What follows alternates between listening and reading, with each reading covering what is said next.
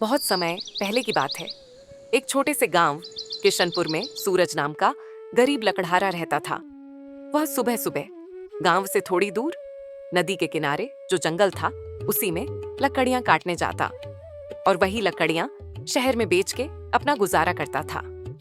सूरज अपनी मेहनत और ईमानदारी के लिए पूरे गांव में मशहूर था। सूरज लकड़ी बेचने से जो पैसा मिलता उसी में गुजारा करता था। कभी भी ज्यादा पैसा का लालच नहीं करता था। कब तक 50 और 60 रुपए में अपना घर चलेगा? कभी एक ही बार में एक बड़ा पेड़ क्यों नहीं काट देते और ढेर सारी लकड़ियां लाते और उसको बेचते तो पैसे हमारे पास ज्यादा हो जाता। बरसात का मौसम भी आ रहा है, बारिश हो गई तो हमें भूखे ही रहना पड़ेगा। अरे भाग्यवान, कैसी बातें कर रही हो। मेहनत तो मैं कर ही रहा हूँ। रही बात ज्यादा लकड़ियाँ काटने की, तो तुम्हें पता ही है कि मेरी तबीयत थोड़ा ठीक नहीं चल रही थी। फिर भी तुम बोलती हो तो मैं आज जंगल जाऊंगा तो ज्यादा लकड़ियाँ काटूंगा और घर पे लाके रख दूंगा। तुम जैसा बोलोगी मैं वैसा ही करूंगा भाग्यवान। फिर रहने दीजिए, जितना काटते हैं उतना ही लाइए। कहीं कुछ गड़बड़ हो गया तो बोलिएगा, मैंने ही ज्यादा लकड़ियां काटने को बोला। भाग्यवान, तुम बोली तो मैं आज ही बोला लकड़ियां काटने जाने के लिए। पर मुझे लग रहा है कि मेरी तबीयत आज साथ नहीं देगी। मैं क्या सोच रहा हूँ कि मैं आज आराम कर लेता हूँ और कल सुबह ही चला जाऊंगा और फिर पूरा का पूरा पेड़ काट के लेके आऊंगा। अगर तुम बोलो तो भाग्यवान, मैं कल जाऊं। हाँ, आप कल ही जाइए। मैं तो बारिश का मौसम आने के कारण बोल रही हूँ, आप कल सुबह ही चले जाना। रात तो सूरज की ज्यादा लकड़ियों की चिंता में कट जाती है। अगली सुबह वो अपनी कुल्हाड़ी लेके ज्यादा लकड़ियां काटने के लिए जंगल के लिए निकल जाता है। तभी उसको रास्ते में उसका पड़ोसी हरिया मिलता है। अरे भाई सूरज, कैसे हो और कैसा चल रहा है तुम्हारा लकड़ी बेचने का धंधा? कितना लकड़ी बेच पा रहे हो? कितना पैसा कमा ले रहे हो सूरज? बड़े दिन बाद मिले हो भाई। ठीक ही ठाक चल रहा है भाई हरिया। दिन के 50-60 रुपए कमा लेता हूँ, उसी से गुजारा चलता है। 50-60 रुपए में क्या होगा भाई सूरज? अरे कोई बड़ा हाथ मारो। कब तक इन लकड़ियों को बेच बेच के 50-60 रुपए कमाते रहोगे? अरे कल को बच्चा हो जाएगा तो क्या करोगे? कैसे खाओगे इन 50-60 रुपयों में? अरे कुछ बड़ा सोचो, कुछ बड़ा हाथ मारो। नहीं भाई हरिया, मैं तो ईमानदारी से जो मिलता है उसी में खुश रहता हूँ। भाग्यवान भी बोली है ज्यादा लकड़ियाँ काटने के लिए, तो वहीं जा रहा हूँ। देखता हूँ कितना काट पाता हूँ। तबीयत भी मेरी सही नहीं रह रही है, पर बड़ा हाथ क्या होता है भाई। जो ईमानदारी और मेहनत से मिले उसी में खुश रहना चाहिए। तुम नहीं समझोगे भाई सूरज, तुम नहीं समझोगे। जाओ अपना ईमानदारी का पाठ पढ़ते रहो और वहीं 2-4 लकड़ियां काट के 50-60 रुपए कमाते रहो। हरिया हरिया है, हरिया देखना एक दिन क्या से क्या हो जाएगा। सूरज जंगल की तरफ चल देता है। उसको बहुत थकान लग रही थी, फिर भी वह अपना परिवार चलाने के लिए नदी के किनारे वाले सूखे पेड़ के पास जाता है। मैं तो बिल्कुल थक गया हूँ। पता नहीं आज लकड़ी काट पाऊंगा कि नहीं। एक तो मेरी तबीयत भी साथ नहीं दे रही है, पर भाग्यवान बोली है कि आज पूरा का पूरा पेड़ काटना है। तो आज मैं यहीं नदी के किनारे वाले पेड़ को काटता हूँ। यहीं सूखा पेड़ है और पूरी लकड़ियाँ काट के घर ले जाऊंगा और धीरे धीरे बेचूंगा तो कुछ ज़्यादा पैसे आ जाएंगे और भाग्यवान भी खुश हो जाएगी। चलो इसी पेड़ को काटता हूँ। सूरज एक सूखा पेड़ देख के काटना शुरू कर देता है। वह जोर से पेड़ पर कुल्हाड़ी मारना शुरू करता है। तभी उसके हाथ से कुल्हाड़ी फिसल के नदी में गिर जाती है। सूरज के तो होश ही उड़ जाते हैं। वह वही पेड़ के पास बैठ के रोने लगता है। अब मैं क्या करूं, यही कुल्हाड़ी थी मेरे पास, वो भी नदी में चली गई। अब तो मेरा गुजारा कैसे होगा? हम दोनों कहीं भूखे न रह जाएं। इन लकड़ियों से हमारा गुजारा होता था। ये कुल्हाड़ी अब मैं कहाँ से लाऊंगा?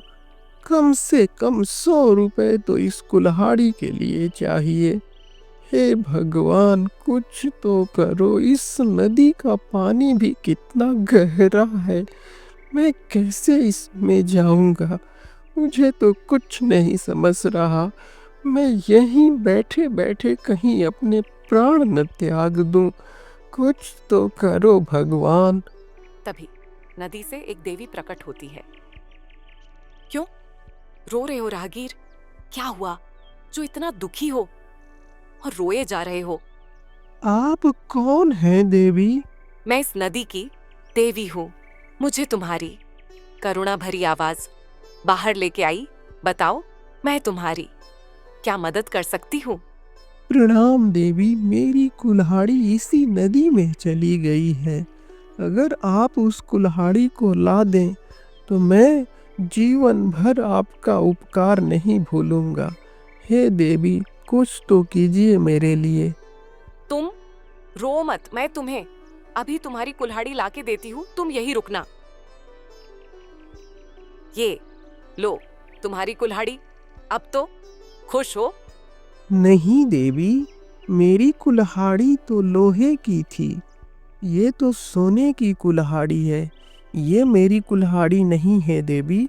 मैं ये कुल्हाड़ी नहीं ले सकता। ये लो तुम्हारी कुल्हाड़ी। अब तो खुश हो? नहीं नहीं देवी, ये भी कुल्हाड़ी चांदी की है। मेरी कुल्हाड़ी तो लोहे की थी। ये भी कुल्हाड़ी मैं नहीं ले सकता देवी। ये कुल्हाड़ी मेरी नहीं है। क्या ये है तुम्हारी कुल्हाड़ी? हाँ हाँ हाँ, यही है मेरी कुल्हाड़ी। देवी, आप धन्य हैं। मैं आपका ये उपकार नहीं भूल सकता। आपको प्रणाम देवी। सच में आप इस नदी की देवी हैं। मैं आपका ये उपकार कभी नहीं भूलूंगा देवी। और जाके भाग्यवान को भी बताऊंगा कि एक देवी मिली थी जिन्होंने मेरी कुल्हाड़ी नदी से वापस कर दी।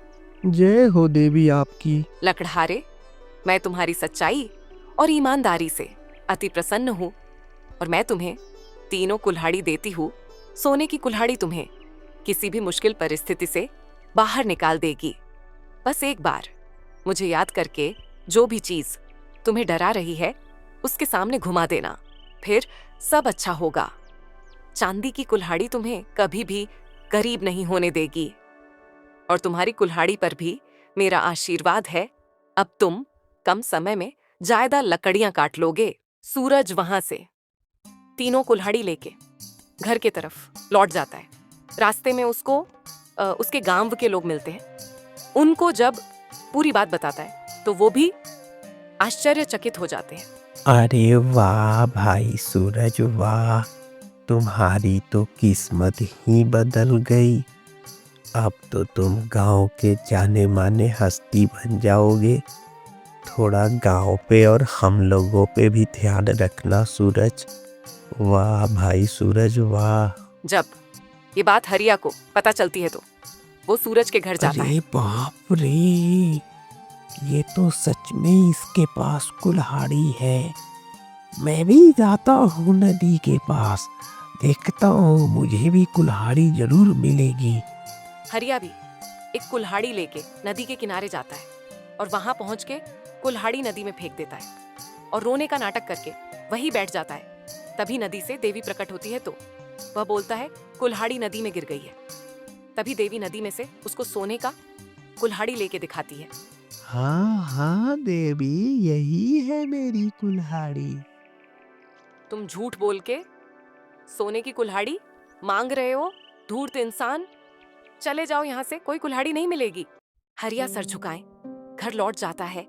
शाम के समय गांव में एक राक्षस आ जाता है, जिसके डर से गांव के लोग घरों में दुबक जाते हैं और छुप के देखने लगते हैं कहीं राक्षस हमें खा ना जाए।